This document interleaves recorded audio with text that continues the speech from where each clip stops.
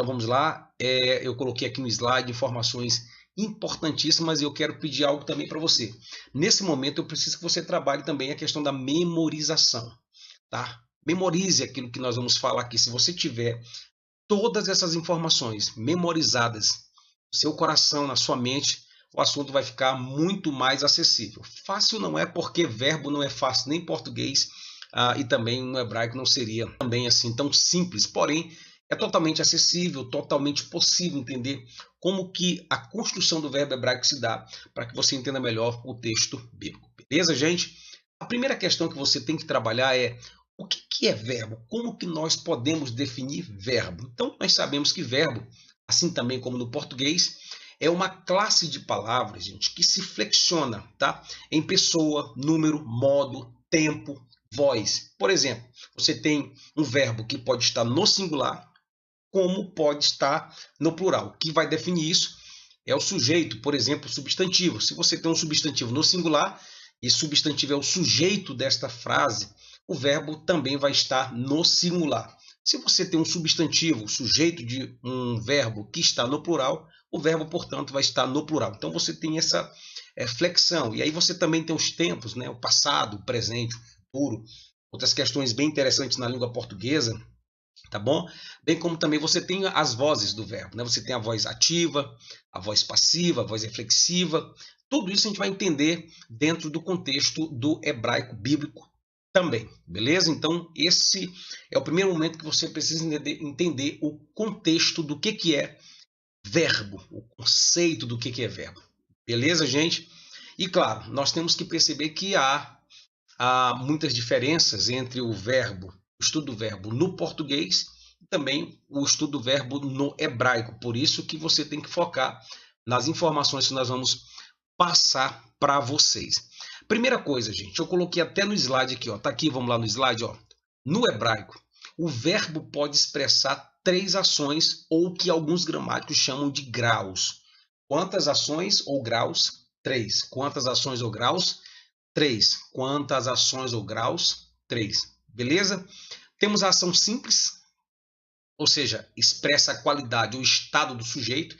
Tranquilo isso aqui. Temos a intensiva, ou seja, expressa a intensidade da ação do sujeito.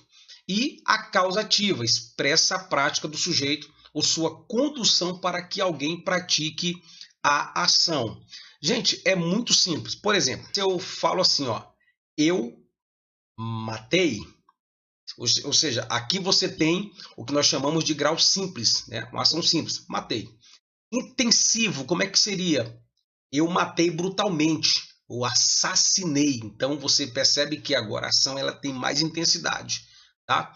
E se eu falar assim, ó, eu fiz matar, e aí nós temos uma ação que nós chamaremos de causativa. Então essa é a diferença: simples, intensiva, causativa. Geralmente simples envolve ali o sujeito, né, a sua qualidade ou no estado do sujeito, né, praticando uma ação. Só que se ele intensifica isso, a gente entra no grau intensivo, tá, gente? E aí você tem causativa, envolve uma outra pessoa, eu faço com que outra pessoa pratique tal ação. Outra coisa, nós temos aqui o que nós chamamos de vozes do verbo hebraico, tá, gente? Neto, essa questão de voz do verbo também bem tranquila. Você tem a voz ativa, da mesma forma do português, a voz ativa, claro, é quando o sujeito pratica a ação do verbo, né? Estamos usando aqui, por exemplo, o verbo matar. Eu matei. Então você tem a voz ativa. Eu, sujeito, matei o verbo, tá, gente? Tá? Então você percebe que aqui você tem uma ação ativa. O sujeito, ele literalmente é o autor daquela ação. A voz é flexiva, por exemplo, quando o sujeito pratica e recebe a ação, tá, gente? A ideia, eu me matei. Eu pratiquei a ação, mas recebo essa ação, né? Eu me matei, seria mais ou menos a ideia do suicídio, né, gente? Mais ou menos essa ideia, tá? E quando eu falo voz passiva, quando o sujeito é paciente e recebe a ação, eu fui morto. Como no português. Então, eu matei, eu me matei, eu fui morto.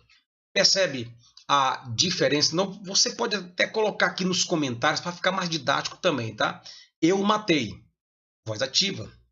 Eu me matei, voz reflexiva, pratiquei e recebi ação. E eu fui morto, né? Voz passiva, eu recebi ação. Tranquilo, gente? Então vamos lá. Olha só. No próximo slide, eu coloquei assim para você. Qual que é a ordem, né, gente? Qual que seria essa ordem da oração verbal no hebraico? A gente sabe que uma oração, em tese, né, gente? Não existe apenas oração da forma do que eu vou falar aqui, mas em tese, a oração ela possui verbo, sujeito e objeto. No hebraico, a ordem é essa mesmo. No português, geralmente é eu fiz isso. Eu, sujeito, fiz o verbo, isso seria o objeto lá. Beleza. A gente, quem faz alguma coisa. Objeto direto desse verbo aqui.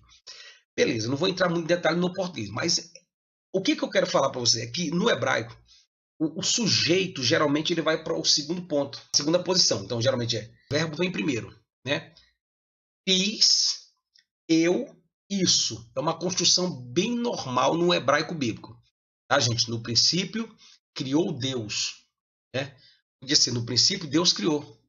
Tranquilo? Mas no hebraico é no princípio, criou Deus. Perceba que no princípio ali, na verdade, já está seria um advérbio de tempo, né? No princípio, né? Que seria uma temporalidade, não no caso da exegese desse texto, mas só para que você tenha noção do que eu estou falando. Mas, ó, Deus, né? No princípio, aí, criou Deus os céus e a terra. Agora perceba, ó, criou o verbo. Deus, sujeito, os céus e a terra. Objeto, né? Pegou ou não pegou? Tranquilo, né? Criou Deus, os céus e a terra. Então, criou é o verbo, Deus é o sujeito, os céus e a terra é o objeto, né? No caso, o objeto direto deste verbo aqui. Então, geralmente, a oração hebraica, verbo, sujeito e objeto. Tranquilo, gente? Beleza? Tranquilo. Olha só, no hebraico, gente, nós temos a ideia de tempo, né? E ela é expressa pela ação do verbo. Claro. Se o verbo está numa ideia de que o ato já aconteceu, a gente chama isso de tempo completo. Acabou. Ele matou. Ele matou. Então perceba que a ação já foi completada, já foi completa. Então nós chamamos isso de tempo completo, tá? Mas se a ação for considerada em realização, aquela ideia do nosso, lembra do nosso gerúndio, né? Estudando, se ando no final, está fazendo, mais ou menos essa ideia, ou vai fazer, então se você tem uma ação e a realização é considerada ou vai ser realizada no futuro, o verbo aparece no que nós chamamos de incompleto. Então é muito fácil aí, você tem o completo, né, gente? O tempo completo e o tempo incompleto. Tranquilo? O completo. Gente, é só usar o raciocínio. Se eu falo que algo é completo, é porque já acabou. Tempo completo. Se eu falo que é incompleto, ou ele está sendo feito, ou vai fazer. Tranquilo? Pegou, né, gente? Eu acho que a didática está tranquila para vocês. Então, comenta aí. Tá bom? Mas memoriza isso, pelo amor de Deus. Nós temos o tempo completo e o tempo incompleto. Tá? A ação desse verbo é que vai determinar esse tempo. Beleza, gente? Vou repetir. Ó. Tá até aqui, anotei bem didático. Ó. No hebraico, a ideia de tempo é expressa pela ação do verbo. A ideia de tempo. Se esta ação é considerada realizada, ele matou. Como é que eu chamaria esse tempo do verbo? O verbo aparece no completo. Mas se eu falo, mas se a ação for considerada em realização, ele está matando. Ele vai matar, né, ou matará, tá, gente? Ou a ser realizado no futuro, o verbo aparece no incompleto. Tranquilo também para você. Vamos lá, olha só. Memorizou isso, gente? Memoriza isso, tá? Então, geralmente, gente, na língua hebraica, o verbo é possuidor de 3 consoantes em seu radical. Gente, o radical de uma palavra são letras que elas não vão variar. Elas podem sofrer de forma prefixal, sufixal, pode haver essas mudanças aqui. Porém, a sua raiz permanece a mesma. A sua raiz permanece a mesma. O verbo hebraico, geralmente, ele possui 3 letras na sua raiz. 3 letras, geralmente. Tá? Geralmente 3 letras, e você vai ver isso na prática. Eu preciso que você memorize isso. Você vai notar como que é fácil contar as letras de um verbo em hebraico, porque geralmente elas têm 3 consoantes no seu radical. As consoantes não mudam, gente. É interessante isso em regra, tá? Em regra não mudam. E aí, ó, verbos que possuem guturais. As guturais, por exemplo, aleph, tá? Isso aí tá lá, por isso que eu falei, gente, tem que aprender os módulos certinhos. Então, quais são as guturais? Para aí o vídeo e me diga quais são as guturais. Se você falou Aleph, por exemplo, Ain, por exemplo, Resh, por exemplo, a Het, por exemplo, se você falou, né, essas letras aí, você acertou, né? As guturais, né, são essas aí. Agora, o que eu quero que você pegue, tá? Se um verbo em hebraico, que esse verbo geralmente tem 3 letras na sua raiz, se uma dessas letras, tá, gente, for uma gutural, nós falamos que esse verbo é fraco e nós vamos entender isso depois, mas eu quero que você memorize isso. Promete para mim que vai memorizar? Então, geralmente, o verbo hebraico tem quantas consoantes na sua raiz, no seu radical? Quantas? 3 consoantes, beleza. E se uma consoante dessas 3 for gutural, aquelas guturais lá, Aleph, Ain, Resh, e se for, e aí o que acontece?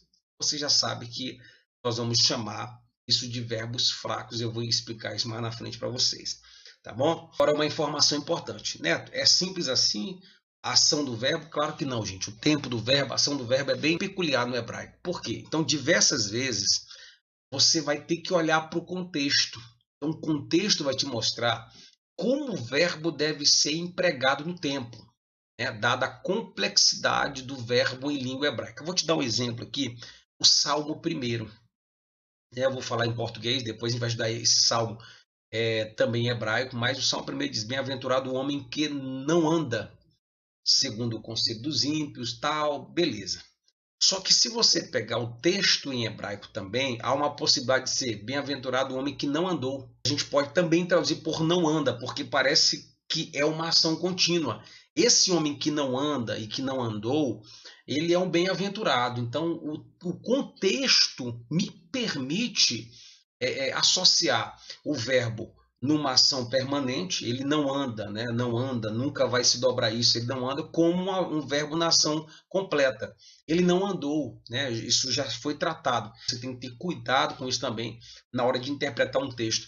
E aí é bom usar as gramáticas, várias bíblias, traduções para saber por que o tradutor resolveu escolher aquele tempo verbal. Beleza, gente?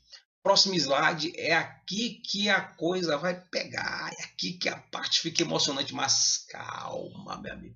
Para que você entenda as 7 construções do verbo hebraico, eu preparei algo bem bacana para você, que na verdade também é a forma didática para que você entenda e memorize isso aqui. Agora isso aqui você vai ter que parar, dar uma pausa aí, leia tudo isso aí pelo menos umas 20 vezes, de verdade. Mas é tranquilo também, olha só. Na língua hebraica, os verbos eles possuem 7 construções. Quantas? 7 construções. Por isso que eu falei, gente, memorize o que é voz passiva, ativa, intensiva, reflexiva. Isso é importante agora aqui, ó. Isso aqui é importante agora, tá? Então, o que você tem que entender? Que no hebraico nós temos 7 construções. Quantas construções, gente? 7. Tá? Tô aqui com a minha apostila, você tem que estar com a sua, mas tem um slide também aqui na nossa frente aqui. 7 construções. A primeira construção eu chamo de kal. Kal, alguns falam de cal, mas cal para mim é aquilo que você joga na parede para pintar. Brincadeiras à parte, seria kal. O que é kal? O kal, gente, sempre é a voz ativa. O sujeito pratica a ação, a voz ativa. É o que nós chamamos de kal. Sempre voz ativa, tá, gente? E claro que esse kal ele pode acontecer tanto no tempo completo, que é aquele em que a ação já foi efetuada, como no incompleto, que é onde a ação pode estar sendo efetuada ou será efetuada. Então, memoriza isso, pelo amor de Deus. Kal, sempre voz ativa. O sujeito vai praticar a ação. E o que é unifal? Unifal, gente, é a voz passiva. Tá? Na maioria das vezes, voz passiva. Pode ser também uma voz reflexiva. Claro, pratica e sofre ação. Mas você tem que memorizar que se de um lado eu tenho o kal, que é a voz ativa, do outro, olha para minha mão aqui, ó. Se eu tenho um kal, que é a voz ativa, do outro eu tenho o nifal, que é a voz do que, gente? Passiva, tá? Que é a voz passiva, claro, na maioria das vezes. Ele também pode ser uma voz reflexiva, segundo alguns gramáticos, né? E eu me incluo também nessa lista aí. Se eu tenho o calo de um lado, eu tenho o nifalo do outro. Só que eu tenho outra construção que é o PL. Se eu tenho o PL, o que é o PL? É a voz ativa do intensivo, gente. Lembra daquela ideia? Há uma ação simples, matei. Há uma ação intensiva, matei brutalmente, assassinei, sabe? Aquela coisa de crueldade mesmo. Então, o CAL é uma ação simples, matei. O PL é uma ação intensiva, matei brutalmente, assassinei. Então, essa é a ideia, tá, gente? Uma coisa cruel, né, com requintes de crueldade. Então, se eu tenho o PL de um lado, que é a voz ativa do intensivo, expressa uma ação intensificada, do outro lado eu vou ter o pual, que é a forma intensiva da voz passiva, ou seja, fui morto, né? A ideia de fui morto brutalmente, brutalmente. Isso aqui é o pual. Beleza? Vamos lá? Diga comigo. Kal, nifal, piel, pual. Beleza? Vamos lá? Kal, nifal, piel, pual.